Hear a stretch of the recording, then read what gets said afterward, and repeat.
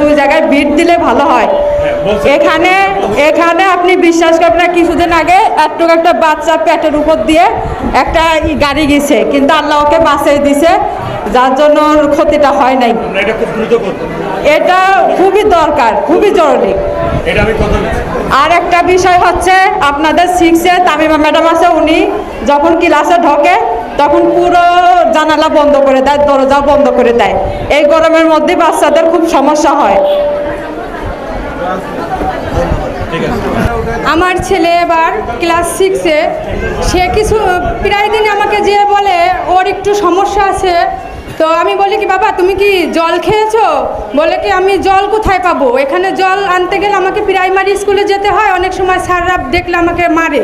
তো আমি সে ভয়তে জল আনতে যাইতে পারি না, ওই হাফ লিটার জল দিয়ে তার সারাদিন চলে যায় টিফিন পর্যন্ত।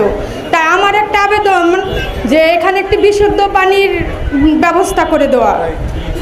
আর আরেকটা কথা হচ্ছে, সব বাবা মার পক্ষে সম্ভব না। এই যে আমি আমার ছেলেকে 6-এ ভর্তি করিয়েছি প্রায় 1500 সামথিং 1300 আমার মনে নেই টাকা দিয়ে। তো এখন আবার ছাড় মানে হচ্ছে যে মাসিক ফি 660 টাকা এভাবে দেওয়ার জন্য। তো সরকারি স্কুলে যদি আমাদের এত টাকা দিয়ে পড়াতে হয়, তাহলে আমরা কিসের জন্য সরকারি স্কুলে পড়াবো? এটা না, এখানে বাচ্চাদেরকে বলে দেওয়া হয়েছে 660 টাকা করে আনতে।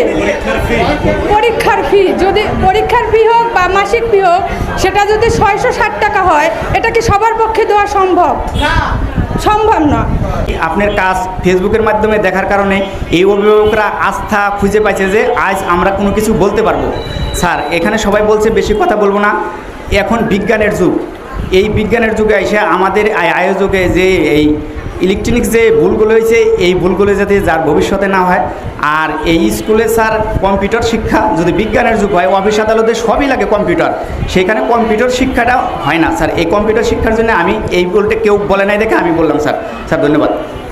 আমার ছেলে 6ষ্ঠ শ্রেণীতে পড়ে, তা আমি যে সমস্যাটা অনেকটাই বলা হয়ে গেছে, আমি যেটা বিকল ফিল করি সেটা হলো আমি খাবার নিয়ে আসতে বলি ছেলেকে, তো সে খাবার আনবে না, বলে অন্য কেউ আনে না, আমিও আনবো না। ও প্রত্যেক দিন দেখা গেল 20-30 টাকা নিয়ে আসে, এইগুলির জন্য পুরি সিঙ্গারা এগুলি খাওয়ার জন্য দেখা যারা সে বাজারের মধ্যে চলে যায়। তা ছেলেমেয়েরা দেখা যায় বাজারে যাওয়ার একটা সুযোগ পাওয়া যায়। আর তাছাড়া সাধারণত ওই লাঞ্চের টাইমে পুরি সিঙ্গারা খেয়ে ওরা অসুস্থ হয়ে পড়বে। তা আমি অনুরোধ করব যে এদেরকে খাবার নিয়ে আসার জন্য একটু উৎসাহিত করা, প্রয়োজনে এটা বাধ্যতামূলক করলে পরে আমার মতে ভালো হয়। শিশুরা ফুলের মতো, শিশুদের সাথে আপনারা বন্ধুসুলভ আচরণ গড়ে তুলুন। আপনি দেখা গেল একজন বড় লোকের ছেলে এখানে স্কুলে পড়ালেখা করে, তার একটা চেয়ার এগো দিলেন, কিন্তু আমার স্বামী ভ্যান চালায়, আমি এসে একটা চেয়ার পেলাম না, অনেকক্ষণ দাঁড়ায় থাকলাম, কিন্তু আমার কোনো মূল্যায়নই করলেন না। আমি স্যারদেরকে বলতে চাই যে তাদের সাথে আপনারা যেরকম আচরণ করবেন, আমাদের সাথেও সেরকম আচরণ করেন, যাতে আমরা আপনাদের প্রতি ওইটা আন্তরিকতা করতে পারি যে না, স্যাররা আমাদের সম্মান দেখিয়েছে। আর সবচাইতে বড় কথা হলো যে দেখবেন অনেক শিশু, এই যে এখন বৃষ্টির সময় ইউনিফর্ম পরতে আসতে পারে না, সবারই 2টা ড্রেস কেনার সামর্থ্য নাই। বড় লোকের হয়তো 4-5টা ড্রেস কেনার সামর্থ্য আছে, আমার স্বামী ভ্যান চালায়, আমার কিন্তু 2টা ইউনিফর্ম কেনার সমস্যা আছে। আপনারা তার শিশুদের উপর নির্যাতন না করে শিশুদেরকে বোঝার চেষ্টা করবেন আসলে তোমার সমস্যাটা কি।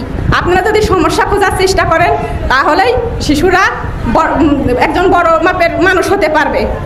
এই স্কুলে সঠিক টাইমে ক্লাস নেওয়া এবং ছাত্র এবং মাস্টারদের মধ্যে সুন্দর রিলেশন গড়ে তোলা। আমি মাঝে মাঝে স্কুলে আসছি, এসে দেখছি এখানে এই ঘাটতি আছে। কাউকেই দোষারোপ করবো না, এই সমস্যার সমাধানের জন্য আমি প্রস্তাব করছি।